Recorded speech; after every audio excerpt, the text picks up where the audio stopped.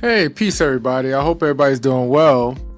I'm pretty was up watching the debate, and I think it was amazing between the three candidates, Zohran Mamdani, Curtis Lewa, and Andrew Cuomo. And I think it was very compelling. A lot of telltale situations what each candidate would do if they in office as a mayor. Um, but I would say, in my opinion, that Zohran Mamdani stuck out extremely more. He's more resilient. He's younger. And I think we need some young leadership nowadays. We got all these old, no disrespect to the older people, because I know one day, God willing, I'll be an older person too. And who knows, maybe I indulge into politics at that time as well. But I think that sometimes we need some young blood. And Zohran Mamdani is, I would say, that young blood that brings the energy and the hope that New York City needs. Looking at the race and all the questions they was asking, I think he did the best job in answering it. Although I like Curtis Lewa, I think he did a decent job as best to his ability.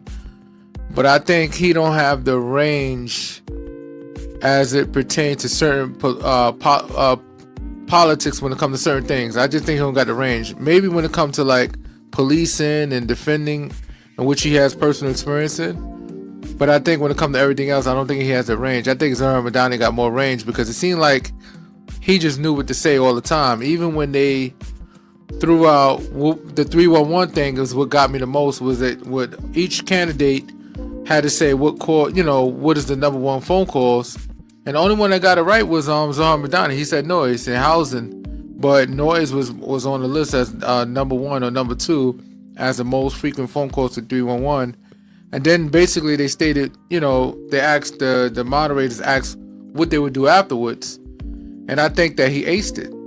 He did pretty good. I mean, he did pretty great, And I think Zohran Mamdani is going to take it all away, And I think he's going to make some serious changes. Because one thing we don't want is politicians constantly saying the same stuff over and over. Always talking about, oh, this is not possible, this is not possible, this is not possible. But when you see all these wealthy, rich people getting all these type of tax breaks, that shouldn't be possible too. It's unfortunate that it seemed like these politicians only work for the rich. And and the rich have the right to be rich. But at some point, you got to push back a little bit and say, hey, you know what? Let's help the everyday working people. You know what I'm saying? It's not that we try to take everything away from them. But when you look at the wealth gap between rich and poor, it's going like this. So if you got candidates that's getting money from these same donors, how can they affect change when they're getting funded by the same people that we need to do something about their situation? We need to slow them down a little bit. All right, you're making money, fine, that's cool. You're getting subsidies, government subsidies, and you're getting breaks and all that stuff. All right, so what happens to the breaks for the working class people? Right now our healthcare coverage is due to go up at the end of the year, which is going to be crazy because those subsidies, the ASA subsidies, expire in December. So it's going to be a nightmare for a lot of people. I think a lot of people already got letters in the mail, so that's a whole different story. But back to the situation, I think Zohran Mamdani did a great job, And in my opinion, my critiques, I would like to see Curtis Lewa work under Zohran Mamdani in some capacity. I think there's room for him to do something. Nothing for Cuomo. Cuomo seemed like a robot. I'm not really a fan of Cuomo. I was a fan of him when he was in office.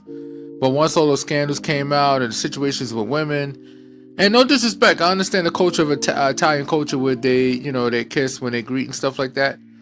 But when they talk about sexual assault or like touching people and stuff like that,